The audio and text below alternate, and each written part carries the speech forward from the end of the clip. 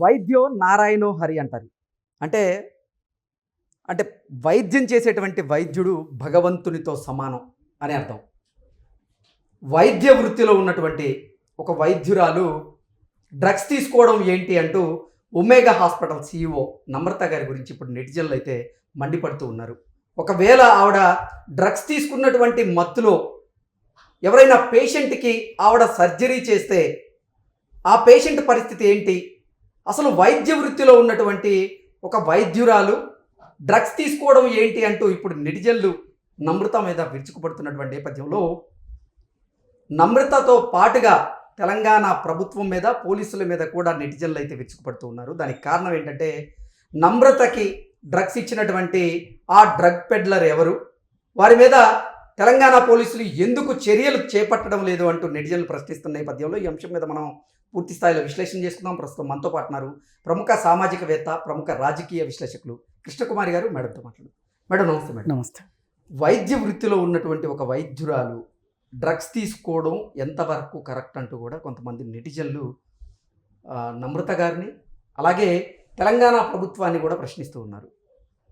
ఎందుకంటే అసలు నమ్రత గారికి డ్రగ్స్ అందజేసినటువంటి ఆ డ్రగ్ పెడ్లర్ ఎవరు, దానికి సంబంధించినటువంటి డేటా మీ దగ్గర ఉన్నా వారి మీద ఎందుకు మీరు చర్యలు తీసుకోవడంలో అలసత్వం ప్రదర్శిస్తున్నారు అంటూ కూడా నెటిజన్లు అయితే ఇప్పుడు తెలంగాణ పోలీసుల మీద అలాగే నమ్రత గారి మీద కూడా వారు విరుచుకుపడుతూ ఉన్నారు. దీన్ని ఎలా చూడాలి మేడం? ఇప్పుడు ఈ కేసు మొదటిసారిగా న్యూస్ చూడగానే ఒక రకమైన అర్థం కాని పరిస్థితి. ఇప్పటి వరకు మనం ఎవరెవరు తీసుకున్నారు ఈ డ్రగ్స్ అంటే సినిమా యాక్టర్లు ఎక్కువ తీసుకున్నారు అనేదే మనం ఇప్పటి వరకు విన్నది. డాక్టర్స్ ఈ జానర్లోకి రాలా. బిజినెస్ పీపుల్ తీసుకుంటారు, బడాబాబులు పిల్లలు తీసుకుంటారు, ఇట్లా రకరకాలు వచ్చినాయి. కానీ మొదటిసారిగా ఇది ఒక సంచలనమైన కేసు అని చెప్పుకోవచ్చు. అయితే ఈ సంచలనమైన కేసులో ఈ ఎవరైతే పోలీసులకి పట్టుబడ్డారో ఆవిడ ఒక పెద్ద హాస్పిటల్కి CEO అవ్వడం కూడా ఈ కేసు గురించి ఇంత మాట్లాడుకోవడానికి అది కూడా ఒక కారణం. ఓకే, ఎవరో ఒక చిన్న డాక్టర్ ఎవరన్నా తీసుకుంటే ఇంతకుముందు కూడా దొరుకుండొచ్చు డాక్టర్లు కూడా, కానీ అది సంచలనంగా మారలేదు. కానీ ఈ కేసులో ఉన్న వెయిట్ ఏంటి అంటే ఇవాళ ఇంత మాట్లాడుకోవడానికి ఒక డాక్టరు, ఒక CEO, పైగా మహిళ. అదే ఒక పురుష డాక్టర్ అనుకోండి ఇది మాట్లాడేవాళ్ళు కాదు. ఒక మహిళా డాక్టర్ తీసుకోవడం ఏంటి అనేది చాలామంది మాట్లాడుతున్న విషయం. అయితే మామూలుగా ఈ నేపథ్యంలోకి వెళితే గనక 3వ తరం డాక్టర్, వాళ్ళ తాత డాక్టరు, వాళ్ళ నాన్న డాక్టరు, వాళ్ళ అమ్మ డాక్టరు, అమ్మ సైడ్ డాక్టర్లు, ఇలా ఒక డాక్టర్స్ ఫ్యామిలీలో నుంచి వచ్చింది ఈ అమ్మాయి. అయితే దురదృష్టవశాత్తు ఇలా 3వ తరం అమ్మాయి ఎంత ప్రతిభైనా ఉండనివ్వండి, ఒక భయము అనే పాలు తక్కువైందేమో అనిపిస్తుంది. ఎడిక్షన్ కంటే కూడా ముందు ఆమె ఎడిక్ట్ అయింది అని చెప్తున్నారు. ఇప్పటి వరకు వాడిన దీని ప్రకారం చూసుకుంటే గనక అది ఒక రోజులో వచ్చింది కాదు, చాలా రోజుల నుంచి వాడుతున్నట్లు. మొదటిసారి వాడినప్పుడు ఒక భయం లేనితనం. అంటే అసలు నమ్రత డిప్రెషన్ వల్ల, అంటే తాను డివోర్స్ తీసుకోవడం వల్ల ఒంటరిగా ఫీల్ అయ్యి ఆవిడ డిప్రెషన్లో డ్రగ్స్ తీసుకొని ఉండొచ్చు అంటూ కూడా వారి సన్నిహితులు అయితే అంటే రకరకాల మాటలు వస్తున్నాయండి. ఈవిడ ఫారిన్లో చదువుకోవడానికి వెళ్ళినప్పుడే ఆవిడ డ్రగ్స్ తీసుకొని అక్కడే పరిచయం అయిన డ్రగ్స్ అని కూడా ఈరోజు పేపర్లో వచ్చింది. ఎప్పుడు పరిచయం అయింది అనేది అనవసరం అండి. ఈ డ్రగ్స్ అనేవి మట్టుకు ఒక రకంగా ప్రపంచం పాలంటే మహమ్మారి అని చెప్పచ్చు. ఈ డ్రగ్స్ ఇందులోకి వెళ్ళడం చాలా సులువు, బయటికి రావడం చాలా కష్టం. ఇది ఒక పద్మవ్యూహం. ఈ పద్మవ్యూహంలో వెళ్ళిన వాళ్ళని చూసాం కానీ ఛేదించి బయటకు వచ్చేవాళ్ళు బయటకు వచ్చిన వాళ్ళని చాలా తక్కువ మందిని చూస్తాం. దానికి చాలా డిటర్మినేషన్ కావాలి, అలాగే ఫ్యామిలీ సపోర్ట్ కావాలి, అలాగే అసలు ముందు వాళ్ళల్లో వాళ్ళకి నేను దీనిలోంచి బయటికి రావాలి అని అనుకోవాలి.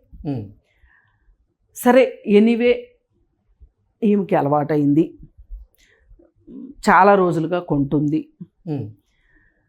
ఈ పరిస్థితుల్లో ఒక్కటి మనం గమనించుకోవాల్సింది ఏంటి అంటే, ఇదేదో ఆఫీస్ మధ్యలో నుంచి లేకపోతే హాస్పిటల్ రూమ్లో నుంచి ఛాంబర్లోంచి బయటకు వచ్చి సిగరెట్లు తాగినంత ఈజీ కాదు. అలా చెయ్యరు డ్రగ్స్ చేసేవాళ్ళు. ఎంత మొదట్లో భయం లేక అదేంటో చూద్దాము, అదేంటో ఆలోచిద్దాము అని ఒక ఉత్సాహంతో మొదలయ్యి, అంటే ఒక తెలియని ఉత్సుకత నుంచి మొదలవ్వచ్చు.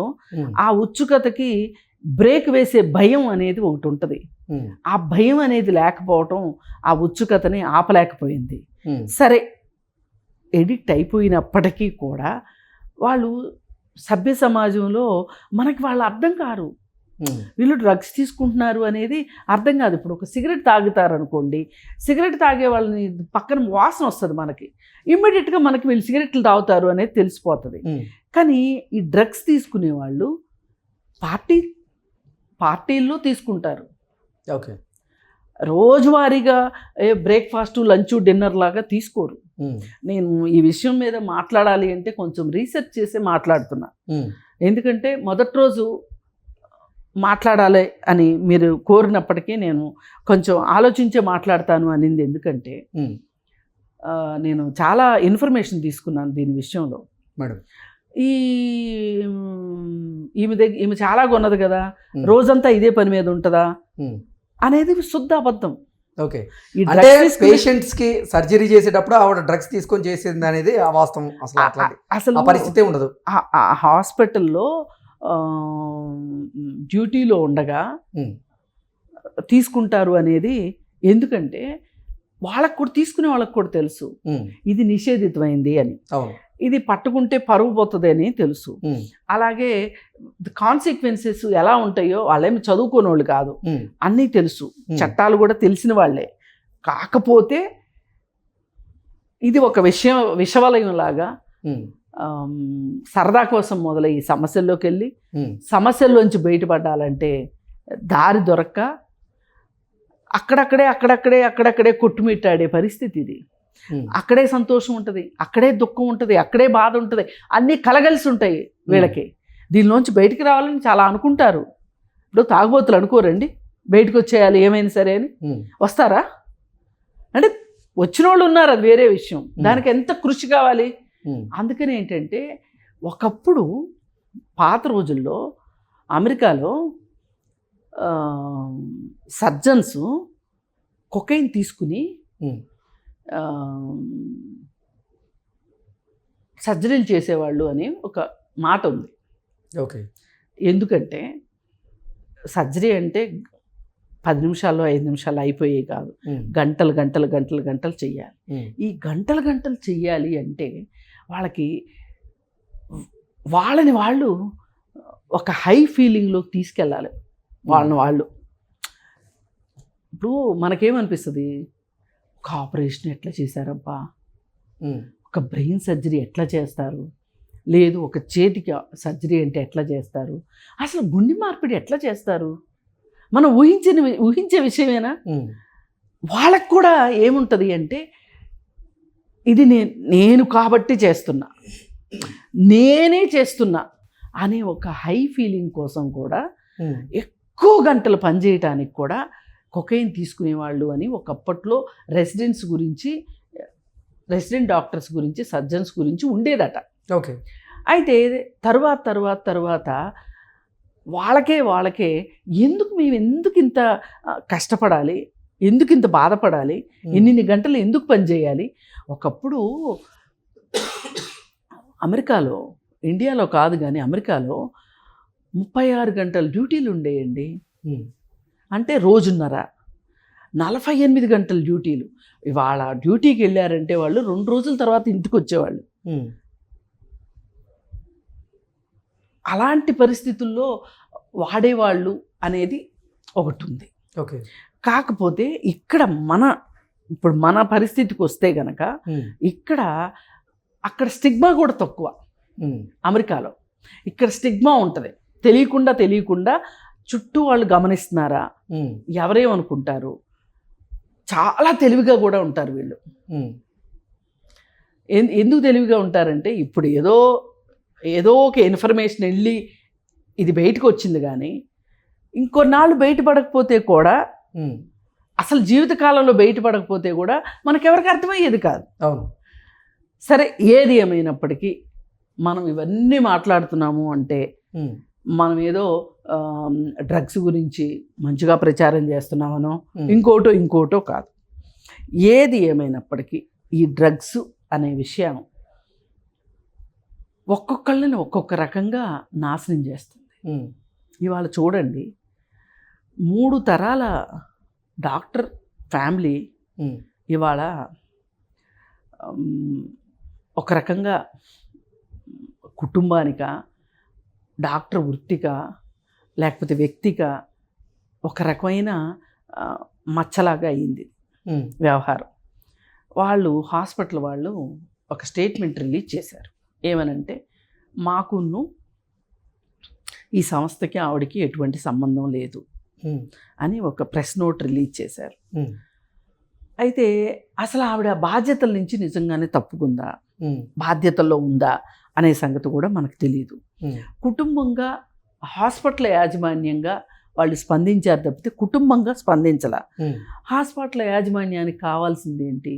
మమ్మల్ని నమ్ముకొని, ఇప్పుడు ఇండియాలో 2nd లార్జెస్ట్ చైన్ హాస్పిటల్స్ మావి, మేము ఎందరో ప్రాణాలు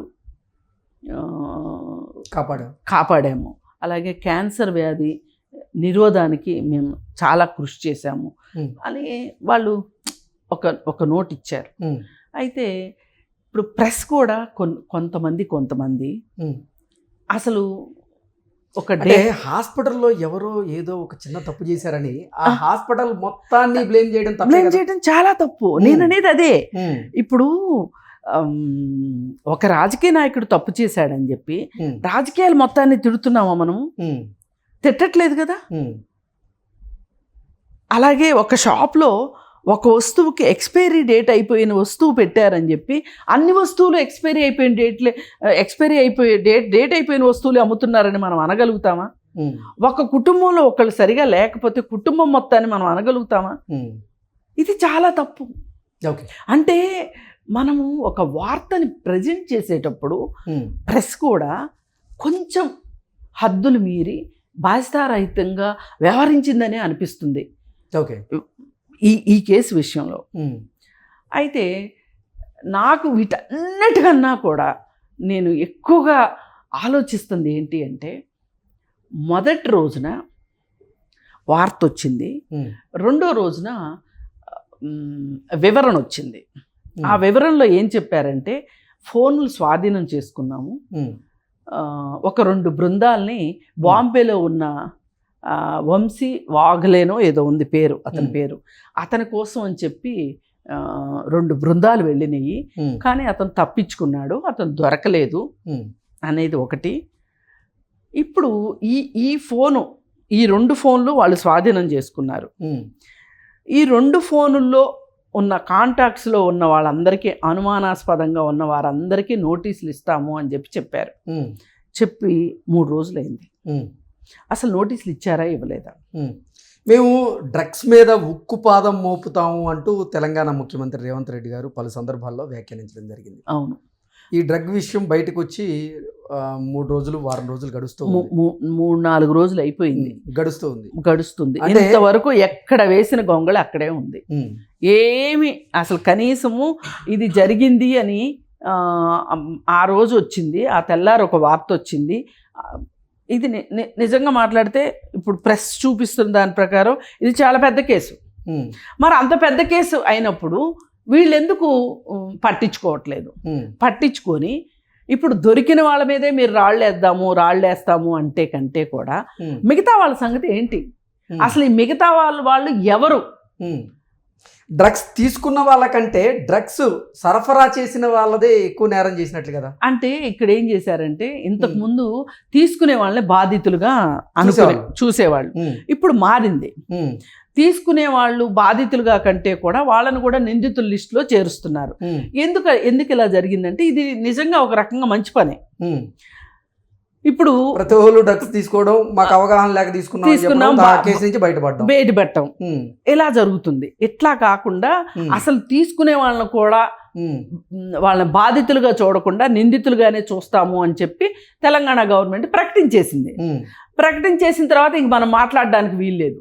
మాట్లాడామంటే ఏమవుతుంది అంటే మనం డ్రగ్స్ని ప్రోత్సహించిన వాళ్ళం అవుతాం. అవును.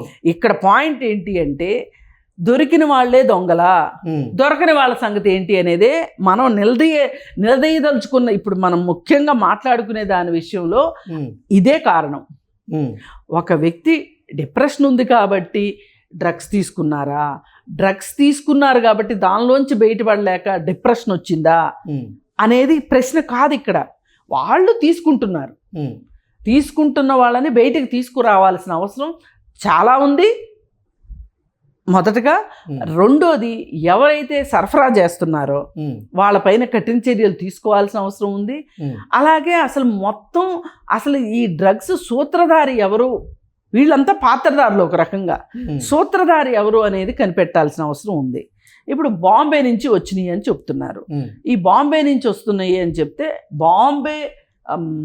బాలీవుడ్కి సంబంధం లేకుండా ఉండదు ఇది. అలాగే బాలీవుడ్కి సంబంధం ఉంది అంటే టాలీవుడ్కి సంబంధం లేకుండా ఉండదు. మరి ఇలాంటి పరిస్థితుల్లో ఇంకా ఎవరిని ఎందుకు పట్టుకోలేదు? ఇది మన డిమాండ్. ఖచ్చితంగా మిగతా వాళ్ళని కూడా పట్టుకోవాలి. ఓకే, పట్టుకొని నోటీసులు ఇవ్వాలి. అలాగే ఇంకా దొరికింది ఇంతే ఛాన్స్ అని చెప్పి మరీ విపరీతంగా ట్రోలింగ్ చేయడము, ఇవన్నీ కూడా కరెక్ట్ కాదనిపిస్తుంది నాకు. ఆమె డిప్రెషన్తో తీసుకుందా, అలవాటై తీసుకుందా, డబ్బులు ఎక్కువై తీసుకుందా, ఇవన్నీ కాదు ఇక్కడ ప్రశ్న. ఆవిడ తీసుకున్నది, ఇది వాస్తవం. ఆవిడ దానికి సంబంధించిన కాన్సిక్వెన్సెస్ని ఆవిడ భరిస్తుంది. అయితే ఇలాంటి వాళ్ళు సమాజంలో ఎగ్జాంపుల్గా ఒక డాక్టర్ అంటే ఎట్లా ఉండాలి, ఒక ఎగ్జాంపుల్గా ఉండాలి అని మాట్లాడుతున్నారు. నేను కాదనట్లా, కానీ డాక్టర్లు కూడా మనుషులే కదా, వాళ్ళకు కూడా ఫీలింగ్స్ ఉంటాయి, వాళ్ళకు కూడా బాధలు ఉంటాయి, వాళ్ళకు కూడా రోగాలు వస్తాయి, వాళ్ళకి కుటుంబాలు ఉంటాయి. ఎందుకు మనం డాక్టర్స్ దగ్గర నుంచి ఇంత ఎక్కువ ఎందుకు ఎక్స్పెక్ట్ చేస్తున్నాం? డాక్టర్స్ దగ్గర నుంచి ఎందుకు ఇంత ఎక్స్పెక్ట్ చేస్తున్నాం? చేయకూడదు కదా, అందరు మనుషులు లాంటి వాళ్ళే కదా వాళ్ళు కూడా. కాకపోతే డాక్టర్లు చదువుకున్నారు. ఏది ఏమైనప్పటికీ నేను ఇంకొక విషయం కూడా ఈ సందర్భంగా చెప్పదలుచుకున్నాను. ఒకప్పుడు ఒక 20 సంవత్సరాల క్రితం 25 సంవత్సరాల క్రితం ఎండమూరి వీరేంద్రనాథ్ ఒక నవల రాశారు, వీళ్ళని ఏం చేద్దామని. చాలా మంచి బుక్. ఓకే, అది దాని సింపుల్గా జిస్ట్ ఏంటంటే, ఫస్ట్ జనరేషన్ వాళ్ళకి ఏమైనా సరే నేనేదో సాధించాలంతే. నేను ఎన్ని త్యాగం చేసుకుంటాను, నా వ్యక్తిగతమైన ఇష్టాలని వేటినైనా నేను త్యాగం చేస్తా, కానీ నేను సాధించాలనుకున్నది సాధించి తీరతా అని అనుకుంటారు. అదే నెక్స్ట్ జనరేషన్ దగ్గరికి వచ్చేసరికి పలానా వాళ్ళ అబ్బాయిగా, పలానా వాళ్ళ అమ్మాయిగా నేను ఇంత వాళ్ళు సాధించిన దానికంటే నేను ఇంకాస్త ఎక్కువ సాధించి చూపించాలి అని అనుకుంటారు. మూడో జనరేషన్ దగ్గరికి వచ్చేసరికి అవన్నీ వాళ్ళు చేసేశారు, ఇంక నేను చేయటానికి ఏముంది, నాకు నచ్చినట్టు నేను బతుకుతాను, నాకు నచ్చినట్టు నేను ఉంటాను. ఏంటి ఎన్ని అవసరమా? ఎందుకు నాకు ఈ బ్యాగేజ్ నేను ఎందుకు మోయాలి అనుకుంటారు. అందుకే మీరు చూడండి, ఏ కుటుంబం అయినా పైకి వచ్చిన కుటుంబంలో సెకండ్ జనరేషను బాగుంటుంది, థర్డ్ జనరేషన్కి వచ్చేసరికి డిటేరేషన్ స్టార్ట్ అవుతుంది. ఓకే. దీనికి ఒకటే కారణం, వాళ్ళకి వాళ్ళ నాన్న వాళ్ళు సాధించిన దానికన్నా ఇంకా ఎక్కువ సాధించాలి అంటే చాలా శక్తి సామర్థ్యాలు కావాలి. చాలా. వాళ్ళకి అసలు జీవితంలో ఒడిదుడుకులే ఉండవు. చేతి నిండా డబ్బు ఉంటుంది, అన్నీ అలా నడిచొస్తాయి. ఇక్కడి నుంచి కష్టపడాలి, ఇలా ఉన్నదాని మీద కష్టపడి ఇంకో మెట్టు ఎక్కాలి అంటే అది వాళ్ళకి భారం అవుతుంది ఒక రకంగా. ఈ భారంలో నుంచి వచ్చే అవుట్కమే అడ్డదారులు. ఎవరూ చెయ్యింది నేను చెయ్యాలి, ఆనందాన్ని వెతకాలి. ఆల్రెడీ మొత్తం చూసేసారు, లెగసీలు మొత్తం అన్నీ చూసేసారు, డబ్బులు, పేర్లు, ప్రతిష్టలు అన్నీ చూసేసారు. అసలు ఇంతకంటే ఇంకేముంటుంది జీవితంలో? ఇంకా ఏమన్నా చెయ్యాలి అంటే నేను ఒక నోబెల్ ప్రైజ్ సాధించాలి, అదే కదా మిగిలింది. ఓకే. అది నేను చెయ్యను అంటే ఆ చేసే విధంగా నేను నన్ను పెంచలే వాళ్ళు. సింపుల్గా వాళ్ళ రీజనింగ్ ఇలాగే ఉంటుంది. నేను అంటే కోతి, కొండ పెంచి కోతిని దింపారు నా కోసం. నేను మళ్ళీ కొండ ఎక్కాలంటే ఎట్లా? వాళ్ళంటే కొండ ఎక్కి కోతిని తెచ్చుకున్నారు, నేను అడిగితే కోతి వచ్చేసింది, ఇంకా నేనేం చెయ్యాలి అనే ఒక భావన ఏదైతే ఉంటుందో, అందుకే థర్డ్ జనరేషను వ్యాపార కుటుంబాల్లో కూడా చూడండి ఉజ్వలంగా పైకి తీసుకెళ్లే వాళ్ళు చాలా తక్కువ ఉంటారు. ఇప్పుడు మీరు ముఖేష్ అంబానీ, అనిల్ అంబానీ ఇద్దరిని చూడండి, ఒకే తండ్రికి పుట్టారు, సమంగా ఆస్తి ఇచ్చారు. ఒకళ్ళు ఆకాశంలో ఉన్నారు, ఇంకొకళ్ళు పాతాళంలో ఉన్నారు. ఏంటి అంటే ఏం చెప్తాం? అందుకని మనము ఒక మోరల్ పోలీసింగ్, ఒక సోషల్ పోలీసింగ్ చేయడం మానేసి, ఇది ఒక మంచి గుణపాఠం ఒక రకంగా. ఓకే. ఈ గుణపాఠం నేర్చుకొని ఈరోజు సబ్జెక్ట్ వచ్చింది కాబట్టి మాట్లాడుకుని మర్చిపోవటం కాకుండా, ఈ మహమ్మారిని మన ఇంట్లోకి ప్రవేశించకుండా, ఇప్పుడు డబ్బు లేని వాళ్ళు గంజాయి తీసుకుంటారు, కాస్త డబ్బులు ఉన్నోళ్ళు మద్యం తీసుకుంటారు, డబ్బులు ఎక్కువైన వాళ్ళు డ్రగ్స్ తీసుకుంటారు. మనం ఏ స్థితిగతుల్లో ఉన్నామో ఆలోచించుకొని, ఏ తల్లిదండ్రులైనా ఏ పిల్లలైనా ఇలాంటి వాళ్ళు నీ చూసి గుణపాఠాలు నేర్చుకోవాలి మేడం. అది చాలా అవసరమైన పరిస్థితి. అందుకే నేను మళ్ళొక్కసారి ఆ పుస్తకం ఇంకొకసారి చదువుదాం అనుకుంటున్నా, వీళ్ళనేం చేద్దామని. ఎందుకు సామ్రాజ్యాలు కూలిపోతాయి అనేది. అందుకని మనం ఈ విషయంలో ఖచ్చితంగా మళ్ళీ డిమాండ్ చేయవలసిన విషయం ఏంటంటే, ప్రభుత్వం మీద ఈ బాధ్యత ఉంది. ఈ కేసు పురోగతి ఏంటి? ఒక ఇద్దరిని అరెస్ట్ చేసి జైలుకి పంపించినంత మాత్రాన మిగతా వాళ్ళందరూ డ్రగ్స్ తీసుకోవటం మానేస్తారా? అసలు మిగతా వాళ్ళ డ్రగ్స్ తీసుకునే వాళ్ళందరి సంగతి ఏంటి? ఎంత చెప్పినా ఒకంత ప్రభుత్వం బాధితులు నిందితులు దగ్గర ఒక అడుగు ముందుకేసినప్పటికీ కూడా ఒక్క సెకండ్ అయినా నేను ఆ అమ్మాయిని బాధితురాలుగానే చూస్తున్నా. ఆ అమ్మాయి డ్రగ్స్ తీసుకుని ఎంత బాధితురాలుగా ఉండిందో, ఈవేళ మీడియా ఆ అమ్మాయి మీద చేస్తున్న దాడి కూడా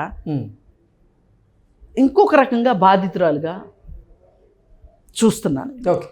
అందుకని ఎవరికి వాళ్ళం, మన వరకు మనం ఈ మహమ్మారికి దూరంగా వెళ్ళటానికి వీలున్నంత అవగాహన కలిగించడానికి మనం ప్రయత్నించాలని నేను కోరుకుంటాను. Okay madam, thank you so much. Thank you.